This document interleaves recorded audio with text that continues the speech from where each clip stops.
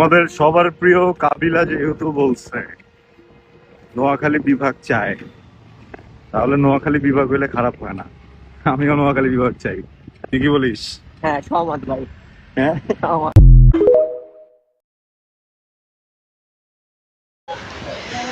বাংলাদেশি অভিনেতা আরশ খান আমার সবসময় আমার পছন্দের একজন মানুষ, এবং তারে আসলে বুঝি না যে কিনলে যে এত ভালো লাগে। তার এই যে চেহারাটা দেখলে খুবই মায়াবী মনে হয়। তারপর তার অভিনয়টা আসলে তার প্রত্যেকটি নাটক আমি কিন্তু দেখার চেষ্টা করি আর কি, ভালো লাগে তার অভিনয়টাই কিন্তু ভালো লাগে। তো এই যে আরশ খান সে নিজেও কিন্তু নোয়াখালীর পক্ষ লই কথা কইছে, নোয়াখালী বিভাগ চাই। আরশ খানও কিন্তু নোয়াখালী বিভাগ চাই। আর তোরা কুমিল্লার গুণে কস যে নোয়াখালীরা মানুষরে কে দায়িত্ব হারে না। তা আরশ খান কি নোয়াখালীর? আরশ খানের জন্ম কি নোয়াখালীতে? এই যে সাব্বির, তো মীর সাব্বির কি নোয়াখালীর? মীর সাব্বির কিন্তু বরিশালের।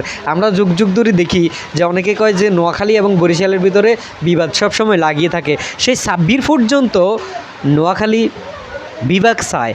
সে আরশ খান একজন সেলিব্রিটি, বর্তমান সময়ের একজন জনপ্রিয় নাট্যকার অভিনেতা।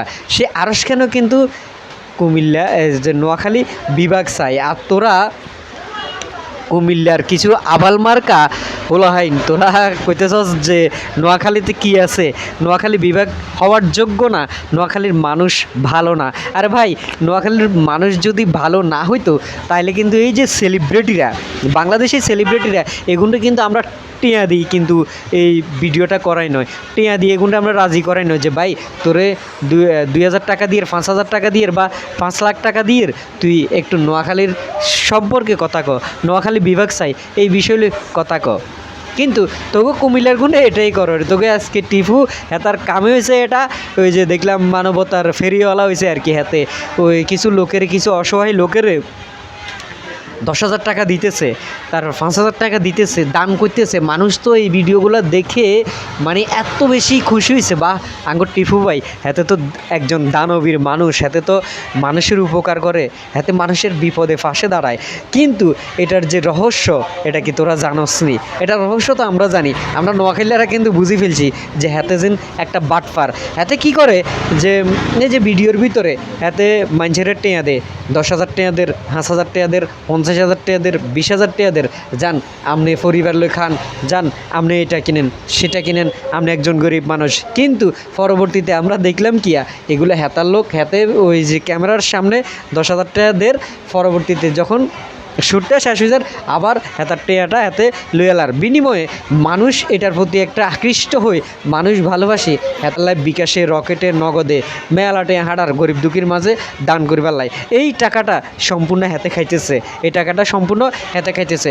বিশ্বাস যদি না হয় আপনারা খুঁজলই দেখেন, এই টাকাটা বেশিরভাগ টাকাটা হাতে খাইতেছে মানুষের লাই, যে অসহায়ের গোল্লাই যে টাকাটা আনতেছে এই টাকাটা হাতে খাইতেছে। হেতার নয় এত সুন্দর জীবনযাপন হাতে কেমনে করতেছে? হেতার আয়ের উৎস কি? ইউটিউব, ফেসবুকে ইনকাম করি, এত ভালোভাবে চলতে পারবো?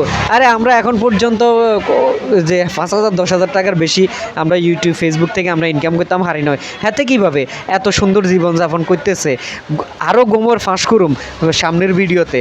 ভালো থাকবেন, সুস্থ থাকবেন, এবং আরশ খান ভাই আপনার প্রতি রইল শুভেচ্ছা, এবং ভালো লাগলো আপনার কথাগুলো। ধন্যবাদ, ভালো থাকবেন।